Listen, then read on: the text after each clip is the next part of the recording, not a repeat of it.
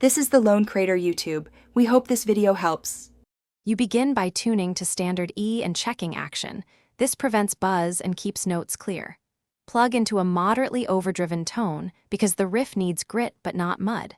Pick the main motif slowly, focus on the power chord root and that chromatic walkdown so your fretting hand learns the spacing. Use a metronome at 70 to 90 BPM to lock timing. Once comfortable, increase speed in 5 BPM increments to preserve accuracy rather than speed for speed's sake. You now assemble the middle. Isolate palm-muted chugs and lead lines. Practice palm muting near the bridge so the low strings punch. This creates the percussive groove the song needs. Work alternating down-up picking on short repeated patterns because even spacing makes the phrases sit. Map solo positions across the neck and practice each phrase slowly, concentrating on bends and vibrato so they sing.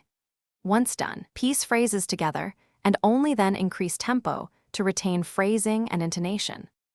You finish by running full take-throughs at target tempo because song flow reveals weak transitions.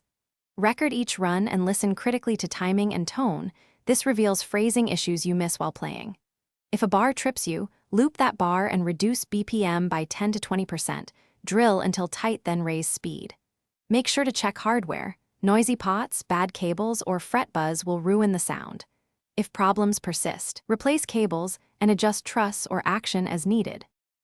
Thanks for watching. Consider subscribing if we helped you.